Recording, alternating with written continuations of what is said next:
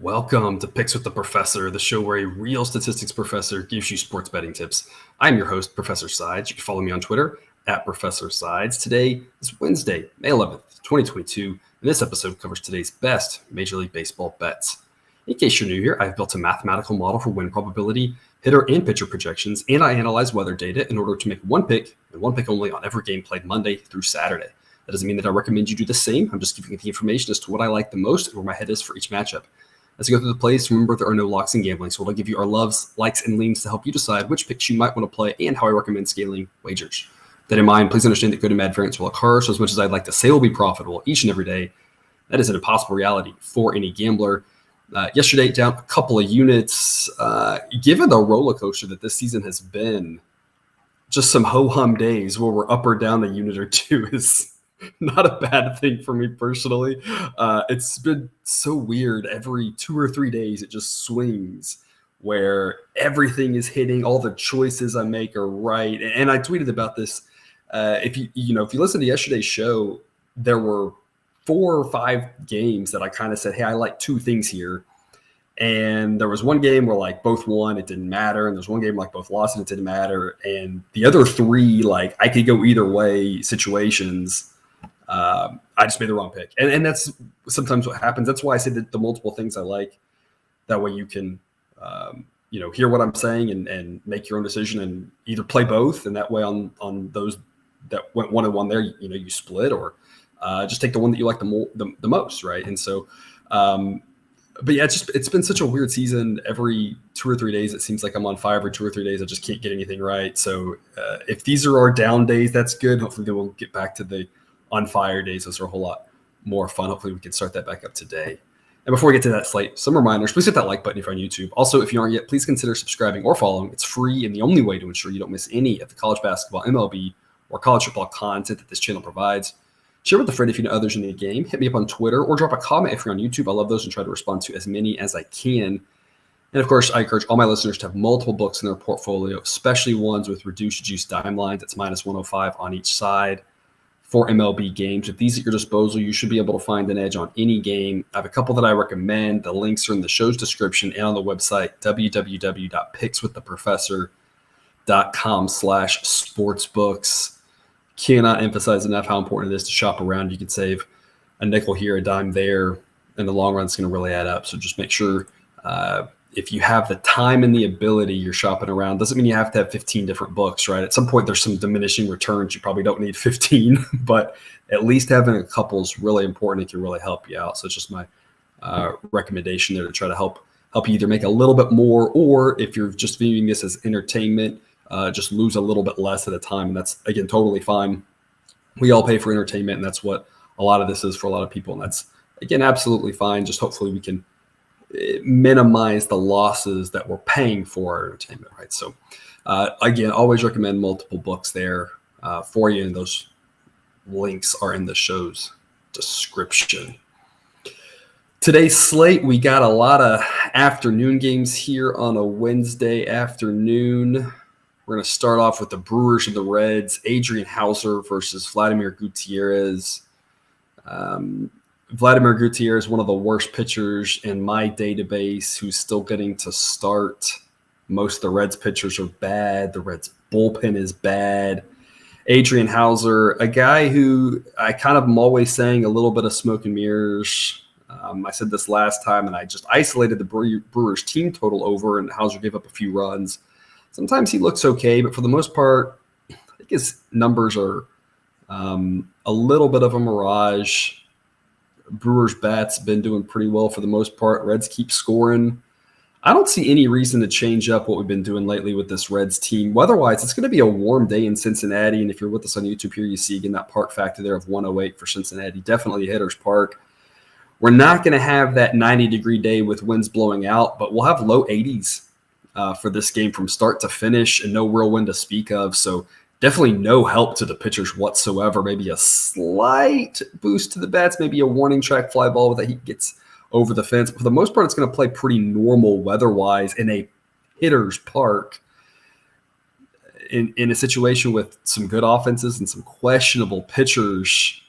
I'm going over 9. I'm giving this an A grade. The Reds are just a bit of consistent over team, and I just don't see any reason to change it up.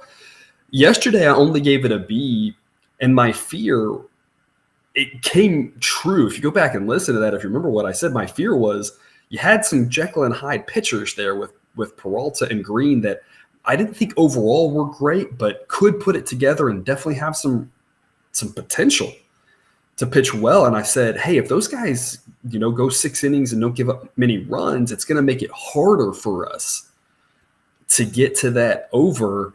And thankfully, the bullpen's kind of imploded for us. But those 2 pitchers pitched pretty well, and the game still went over. Now you've got pitchers that are much worse. I mean, the drop-off from Hunter Green to Vladimir Gutierrez is light years. And as up and down as Peralta's been, Peralta, at least in the last year and a half, has had many dominant starts, whereas Hauser's had starts that the numbers have been there, but he never really looks dominant. So to me, this number should be probably 10. Even at 10, I probably take over. It's probably at 10.5 where I'm a little nervous. The Reds keep going over. I don't see why we should stop. A pick for me. The Reds are going to play a game under at some point, and if we lose on it, that's fine. But I just want to, continue putting more units down in these situations to try to keep this thing rolling as long as we can until the books really make that number one that we can't accept. 9 is definitely not that number. Over 9, I love this one. Let's start off with a winner there. Sidewise, model says Brewers minus 176. If I had to pick a side, I'd probably go Brewers run line. I don't think I'd take the money line on this one because I just don't trust Gutierrez whatsoever. So I wouldn't back the Reds. And I don't really love laying a price like minus 200 on the Brewers. So if I went side, I'd go Brewers run line in this one, but I think over is just the way to look. So over 9, my pick on that one, a grade. 12:35 Eastern, first pitch. Blue Jays at the Yankees. Jose Berrios versus Jameson Taillon. Weather-wise, we're going to be in the upper 60s. Winds blowing in at double-digit miles per hour. So we've got slight pitcher weather. Not too cold, right? Not in that low 60s and the 50s where it's really pitcher weather. But it won't be warm. The ball won't really be carrying that much, and the wind will knock things down. So kind of some slight pitcher weather there. The model says Yankees minus 126. Blue Jays are plus 129. You could look Blue Jays. I don't think that's a bad play with Berrios in the mound. I have Berrios as a slightly better pitcher than Taillon. But I think both pitchers are respectable. Both are above average. Total 7.5. I would go under on the game total if that was a market that I wanted to enter. I think this is going to be a tight, low-scoring game. Extra innings gets wonky, so I'd rather just avoid that. I'll go first 5 under 4. B pick for me specifically because I don't have to worry about extras. And I have that push protection if it does land right at 4. So I think this is a slightly better play than full game under. Again, my gimmick here is 1 pick and 1 pick only for each game. Part of that's because I'm tracking all this stuff. I'm displaying it. I want full transparency and just creating ways to display if I put multiple picks and how I spread all that out is really just kind of a pain. So this is a situation where, again, it's the gimmick is 1 pick only for each game. Remember, you can bet 0 picks in a game and you can bet 3 in a game if you want. All right, now be careful with your units and how bets are correlated, right? So on this one, I think I would go a little bit full game and a little bit first 5. I like the first 5 a little bit more. So I might do, if you wanted to put 1 unit on this game, I might put 2/3 of a unit on the first 5 under and then 1/3 on the full game. That way you're kind of spreading out a little bit, but because those are so highly correlated, right? If I say I like both of them, that doesn't mean I'd go full wager on both, right? So split your unit maybe a little bit. I like first 5 a little bit better at 4. If this drops to 3.5, I'd probably lean more full game. Both these bullpens are solid. Yesterday was a high-scoring game. That's going to happen, right? Every game in baseball is not always going to go under. But again, for the most part, these teams tend to play more tight, playoff-y type games. So that's where I'm going to look again today. Doesn't mean it will happen. It just means I think that's probably the better side. I like both pitchers when blowing in. First 5 under 4, B pick for me in the day game in New York. 2:10 Eastern, first pitch. Guardians at the White Sox. Aaron Svali versus Vince Velasquez. We've been backing Velasquez in these first 5 under spots the last couple of times he's been out, and it's worked fantastic. He's looked really great, and that's about where he's drawn the line. He's been able to go 5 pretty good, and then that's been, kind of all she wrote for him. I don't really trust Aaron Savali. I project him as well below average. The White Sox offense has definitely struggled this year, but I still project them to be much better than the Guardians. And so when you've got the better offense for the White Sox, what I think is the better pitcher for the White Sox, that just kind of lines up for an easy decision for me to back the White Sox. It's only minus 134. They're at home. I think personally this number should be more like 150. The model says only minus 130, but it's like we're always talking about with pitchers, right? Velasquez was very, very bad last year, and the model's picking up on that and docking him for that. And I'm not saying he's going to be great, but he purposely signed with the White Sox to pair up with a pitching coach that he liked, trusted, thought he worked well with, and he's pitched better. So he's gone from truly terrible last year to respectable. I would say probably about league average at this point, maybe a little bit less if you're thinking it's a little bit of good luck, but kind of what I've seen, maybe even slightly above league average, not by much, but I mean somewhere just in that league average realm. And so the model's docking him for last year, and I'm not saying that didn't happen. I just think when a pitcher goes to a new pitching coach, new team, new things like that, you kind of have to adjust a little bit quicker.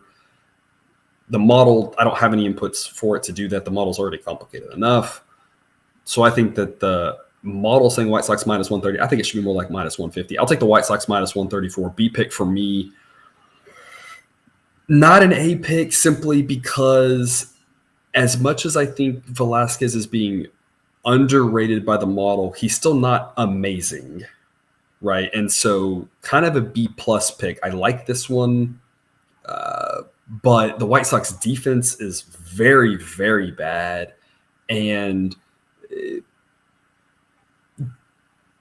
Velasquez is not a pitcher that I think is good enough to purposely want to back with that A grade. I did some of the first 5 unders with A grades specifically because the pitcher he was facing was also very good and the weather was really chilly and wind blowing in. So it was one of those I could get to an A grade because of all these other factors.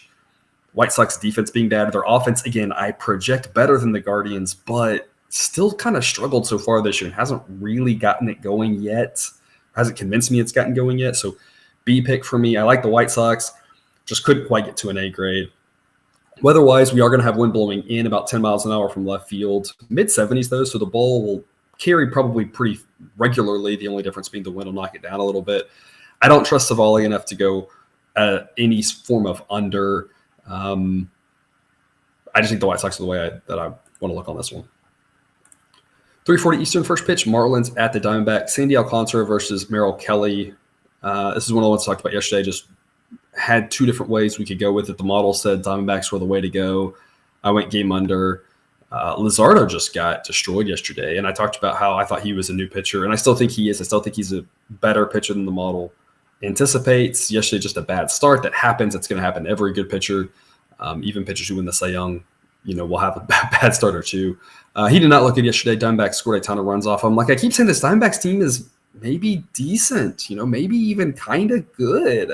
It's surprising their offense continues to look better and better. And so we've talked about this. We don't fade Merrill Kelly around here. He's definitely a guy that I want to back in one way, shape, or form. Alcantara, also a very good pitcher. My first thought was game under. My second thought was first 5 under. I don't love the total at 7.5. I don't love the first 5 at 3.5. I really was hoping for 4 and 8. And the more I thought about it, the more I thought this Diamondbacks offense just continues to look better. And I just don't want to fade that. So I thought about backing the Diamondbacks. Model says minus 106. They're priced at minus 109. If I had to go one way or the other, I would back the Diamondbacks again, especially given Merrill Kelly at home. He's definitely a pitcher that I want to be invested in. But the more and more I thought about it, I just thought I'd rather isolate the Marlins team total going under 3.5. It's only minus 112. A grade pick for me here. At normal juice, this total should be 3. And honestly, if it was 2.5, that's kind of where I start getting scared away. I think that's a more accurate number. Y'all know I love me some Merrill Kelly. I really love me some Merrill Kelly at home. Marlins offense just very average to below average. They definitely have some pieces that can come through. And I mentioned this on a previous podcast. The Marlins might be a scary team in the National League. They just need a few things to go their way. They definitely have the pitching. The bullpen, I think, can hold up. It's those bats that they've got some pieces, but they just need a couple of them to really take that extra step to make them a real contender. So far, I just haven't quite seen it yet consistently. So I don't really trust their offense just yet. Marlins under 3.5, I think, is a fantastic play. A grade for me. Other option would be just taking the Diamondbacks to win the game. I think one way or the other, we need to have some action supporting, backing in favor of Merrill Kelly. I think that's the way that we get to the window in that game. 7:05 Eastern, first pitch, Mets at the Nationals. Tyler McGill versus Aaron Sanchez. Weather-wise, we're going to be in the high 60s to start, low 60s to close. Slight breeze in 5 to 10 miles an hour. The model says Mets minus 157, which would indicate some value on the Nationals at plus 163. I would not touch that. I don't like this Nationals team. I don't think they're very good. I would need something closer to plus 180 before I really thought the Nationals had value, especially given that Aaron Sanchez is not a pitcher I trust and Tyler McGill is one that I do. So with that said, I'm backing the Mets somehow, and I can't really go with a game total. It's like I tweeted about this yesterday with that line not coming up until later, us not knowing who the Mets were going to throw. There was some speculation that they might skip Carrasco and go to McGill. They did not. And so I didn't talk about it on podcast, but I tweeted this. I wanted the Nats team total under, and I just didn't know what the full game total, because Corbin is – sometimes he looks great and other times he just gets lit up. So I just didn't want to mess with that. I kind of feel the same thing here with Aaron Sanchez, except I think Sanchez is a little bit worse than Corbin. Maybe a little bit higher of a floor.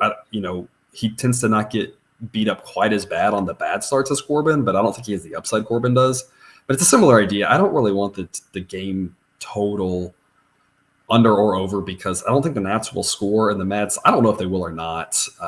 But I don't want to be invested in needing Aaron Sanchez to pitch well. It might go okay, but I mean, I project him with an ERA over 5 for the rest of the year. That's very bad. So I want to isolate the Nats team total as I did yesterday. Under 3.5 is the way that I'm looking. It's minus 144. That's a B pick for me. It would be a B pick as well if you went under 3. You'd probably get that around normal odds. So under 3, I also like. It might push.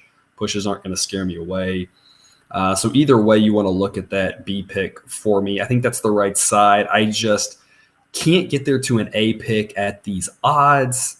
And if you've got regular odds going under 3, if you're a minus 115 or something under 3, it'd still be a B pick, just knowing that we might push. Doesn't, again, scare me away from it, but it's not want to be one that I'm going to invest heavier in, knowing that we have one fewer chance to win that one. But I like Tyler McGill. I think he can shut down the Nats. And again, weather-wise, it's slight pitcher's weather, in the 60s, slight breeze blowing in. I think he can get the job done for us. So Nats under 3.5, heavy juice there, B pick for me. Rays at the Angels, Shane McClanahan versus Shohei Ohtani in a late afternoon start in Anaheim. It'll still be chilly out there in Southern California. It'll be upper 60s. Winds will be blowing out to right field at 15 to 20 miles an hour. If we had a warmer day, this would scream take over 7. Obviously, 2 pitchers that are really good, 2 pitchers that I project in the top, handful of pitchers in my database. But with that wind blowing out and 7 being a really low number, I just couldn't quite go over 7. The Rays' offense has been very hit or miss. They either seem to score 8 or 1. Yesterday, none, right? If you missed that one, of course, they got no hit last night by Reed Detmers, who is a pitcher who we all know has potential, solid prospect, but a guy who I don't think he's gone more than 8 innings since like high school is what I think I saw. It just kind of shows you the Rays offense, how they can disappear. And so I just couldn't quite get to over 7 because the temperature in the 60s. But yeah, if we had an 80-degree day with these winds, oh my gosh, I think people would just say under because the pitchers now would say, hey, no, this is actually an over spot. But as it is, I'm going to stay away from the total. It's one I want no part of. Again, I like the pitchers, but that wind blowing out and a total that low does not take very much for it to go over. As I've been mentioning with the Angels, kind of an average offense, but those guys at the top that get rolling can really do some damage. They did some damage last night. Left-handed Anthony Rendon did some damage. If y'all missed that, he turned around and hit left-handed, hit a home run. Everything went right for the Angels last night. Tonight, the model says Angels minus 135. It's an A pick for me on the Angels at minus 120. I don't understand this number whatsoever. McClanahan is good, but I project Ohtani to be better. The Angels have the better bats. Again, I don't think that they're going to be a top 3 offense in baseball, but if they keep everybody healthy, they're a top 15 offense, maybe top 10 is kind of where I project them in that. I project them in that like 10, 11 range, which is better than the Rays. So, you got the better starting pitcher for the Angels. You've got the better offense for the Angels. They're home, and they're only minus 120. It makes no sense to me. Obviously, the Rays have a bullpen advantage, but we're hoping that we can get 6 or 7 strong innings from Ohtani. And again, with the Rays bats, if they do anything like yesterday, Ohtani should be able to keep his pitch count low enough to get to that 6-7 inning mark. And then at that point, we don't need very many pitchers from the Angels bullpen to hold it down for us. You could look first 5 Angels. I have yet to play a first 5 side this year, mainly because if we're getting dime lines on the full game, I'd rather just make plays with less juice. I think that's going to work out better for us in the long term, right? We have to be sensitive to prices. And if I take first 5, I'm out of the dime line market. And so I've yet to do that. But this is one where you might consider, if you said the Angels bullpen scares you, maybe a little first 5 Angels. This is one kind of similar I talked about. If you made multiple plays, maybe do a half unit on the Angels first 5 and a half on the full game. Something like that would be an option, but at minus 120, A grade pick for me. This makes no sense. Up to minus 130, A grade pick. The model says minus 135. I think it should be minus 140, minus 145, minus 150, somewhere in that ballpark. So it makes no sense to me. And in general, more times than not, we do see numbers leak out towards the Angels and the Dodgers as the day goes on. Even as sports betting has become more national, we continue to see that trend this year. Don't know if that'll happen tonight, especially with McClanahan. He's a very sexy pitcher for the Rays. But if we have that on the table, it might be one where I'd rather get my Angels money in sooner rather than later. So something to keep in your mind there. 17 Eastern, first pitch. Athletics at the Tigers. Zach Logue versus Joey Wentz. We continue to see the unders hit for these two teams.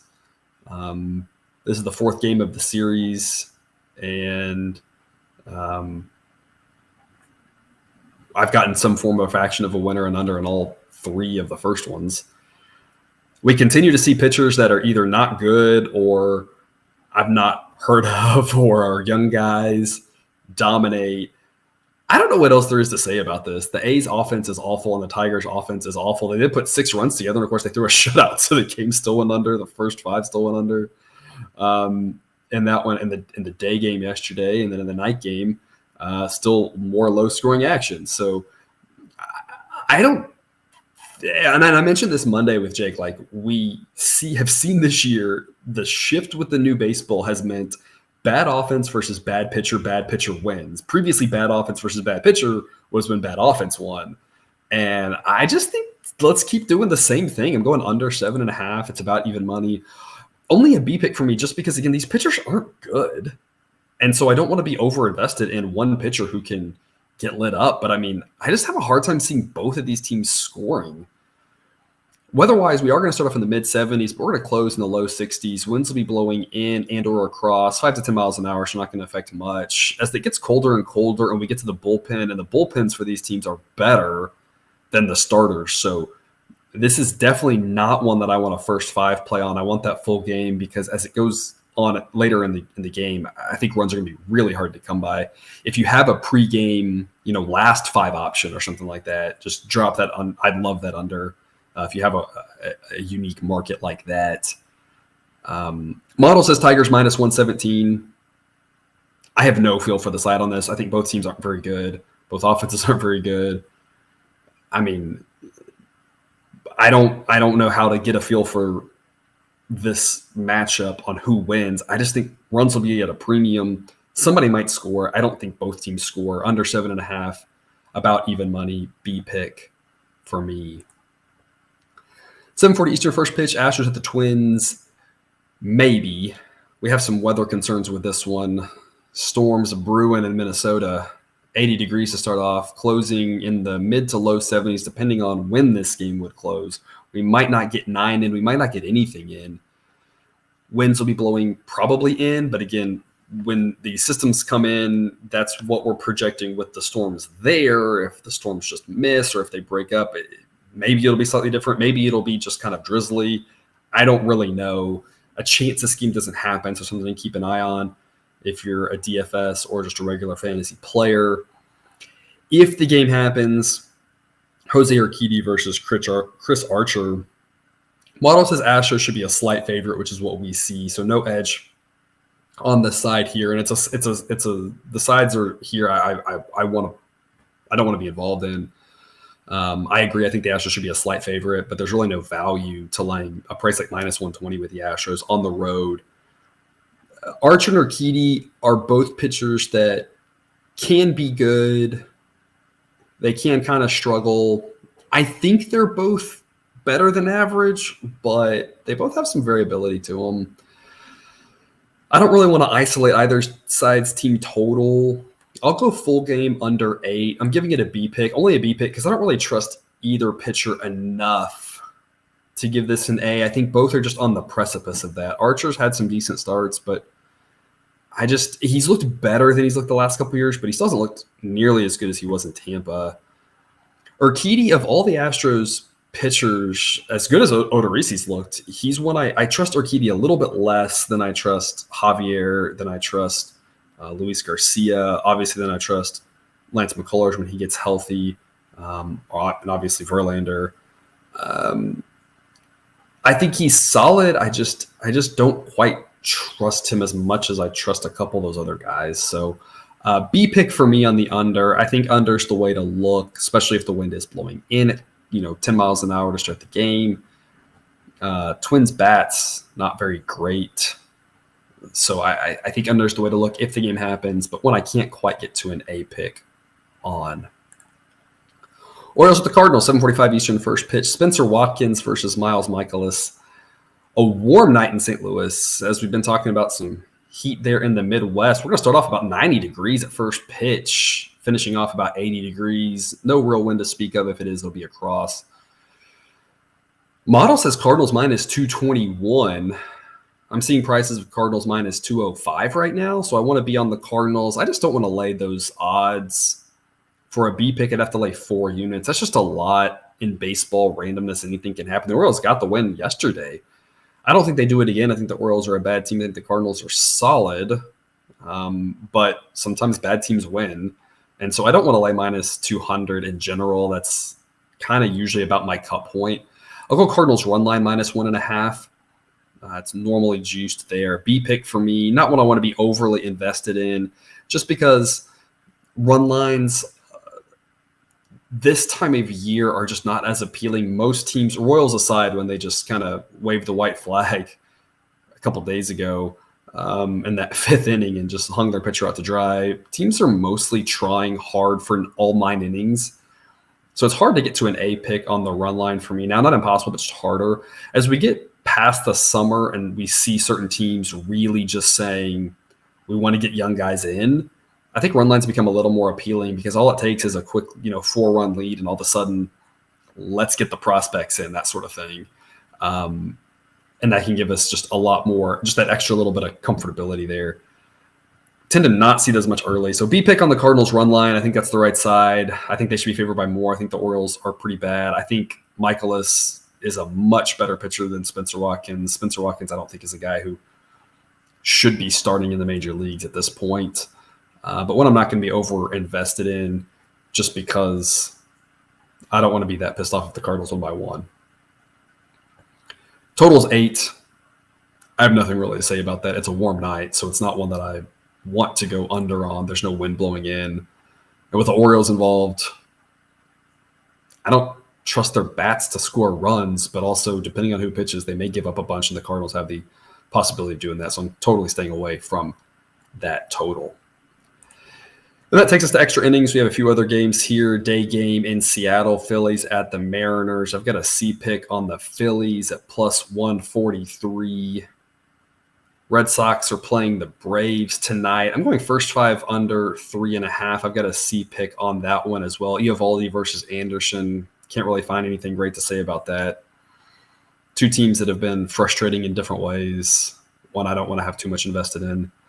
And there's 3 games that don't have lines. I will tweet about these as we confirm starting pitchers and get numbers out. Dodgers at the Pirates, an early game. It looks like Ryan Pepio, one of their top prospects, versus Dylan Peters. And then we've got Cubs at Padres and Royals at Rangers, both games that project to be bullpen games for the road teams. So no lines out there yet on those. And of course, that team who I shall not name is playing. I have a pick on that one. Check that out in the sheet. I don't care that they won last night. They're still on my bad list. I need a lot of wins in a row before I feel comfortable talking about them going forward. So a recap of my A plays. I got 3 of them for you today. Brewers at the Reds, over 9. Marlins at the Diamondbacks. I've got Marlins team total under 3.5, and Rays at the Angels. I've got Angels minus 120. And then again, the hockey games, if you're interested in those. I split yesterday, so lost a tiny bit on the juice. Tonight we have another Stars game. I love tonight's under. We got a B winner on the last one. I'm giving tonight's under an A. Locked in under 5.5, minus 120. I love that it's not juiced that heavily. I think for game 3, it was like minus 140 or something. I love the minus 120 here. Either way, juice aside, I really think we're going to see a game like game 2. In game 4, the Flames controlled the puck and dominated that game. And part of it is the Flames are good. I've said that they're the better team, but what I saw was a Stars team that just didn't do what they wanted to do execution-wise. I don't think it was about the physical skill. It was just they were making some poor decisions, and they weren't able to control the puck. And I think that's going to be preached these last 2 days, going back to Calgary, knowing that it's hard to win on the road. I really think the Stars are going to try to play the ugliest, most boring game of hockey tonight. It's when you probably don't want to watch. The other hockey games are much more fun than this series. The series has been kind of painful to watch if you like scoring. I think it's going to be ugly. I think they're going to try to grind this game to a halt. I think this whole Flames had 50 shots thing, I think the Stars would rather just skate in circles to prevent that from happening. So and even with the Flames doing that, Ottinger was good enough to keep us under the total. I love tonight under 5.5, A pick for me in that one. And I'll give you a bonus one too. Penguins plus 117, A pick for me on that one. Rangers have a really good goalie, but that is it. The rest of their team is awful. I think the Penguins are the much better team. I think they're getting disrespect, but their goalie situation actually isn't that bad. I think the Penguins close out the series tonight on the road. Anything at plus odds makes a ton of sense. So I've got 2 A hockey picks that I really like tonight if you're interested in the ice hockey. If you're not, hopefully you had an entertaining time listening to me talk for the last 2 minutes. And that's all I've got for you today. Thanks for tuning in to another episode of Picks with the Professor. Reminder, check out the Google Sheet for model picks, projections, and results. You can find that link at the website, www.pickswiththeprofessor.com. If you haven't done so yet, please click that subscribe button to ensure all the sports betting content we provide on this channel is dropped right into your feed. I will see you tomorrow. Cousin Jared will be back with us. And until then, remember, you can eat your betting money, but please don't bet your eating money.